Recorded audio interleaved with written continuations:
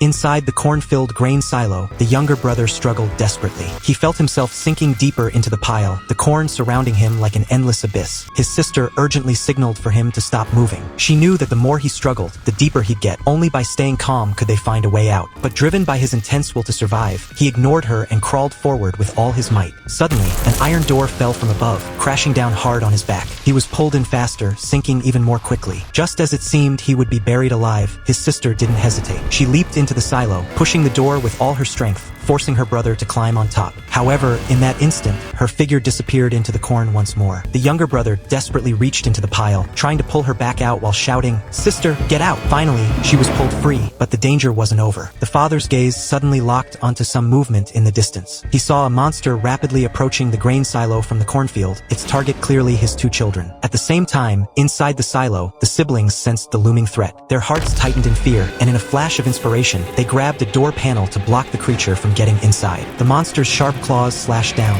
and the door panel was easily torn apart. Its claws nearly pierced through the shelter they had created. But just then, the creature seemed to sense some kind of unknown pain. It suddenly stopped attacking, its expression contorted as if it were enduring immense suffering. Then, to their surprise, it turned and fled, stumbling off into the distance. The sister immediately understood what had happened. Born deaf, she could only hear faint sounds through a hearing aid. The low-frequency sound she emitted was in the same range that the creature couldn't tolerate, causing it great pain, which eventually drove it to retreat. The siblings quickly fled the silo and ran toward their father, who had just arrived. However, their father suddenly signaled for them to stop, telling them not to make a sound. He listened intently and nervously told them, "The monster is back." He decided that the children should escape first while he stayed behind to draw the creature's attention. The siblings found a truck, the sister hid under the vehicle, and the younger brother crawled into the driver's seat. The father stayed outside, alone, to distract the monster. Before long, the monster appeared above the truck. With a violent crash, the truck's roof began to shake. The sister quickly ran into the driver's seat, slamming the door shut, but the brother's face went pale as he looked through the window. The monster's claws smashed through the glass in an instant, and its massive body was closing in on the roof. Time was running out. The creature was about to tear the roof open, and the siblings' lives hung in the balance. At that moment, the father struggled to rise. He knew that his life was nearing its end. He dropped his weapon, and the sound drew the monster's attention. Using sign language, he turned to his children and said, "I love you." Then, he turned and shouted loudly, hoping to draw the creature's focus away from them. He made the ultimate decision to give his children one last chance to escape.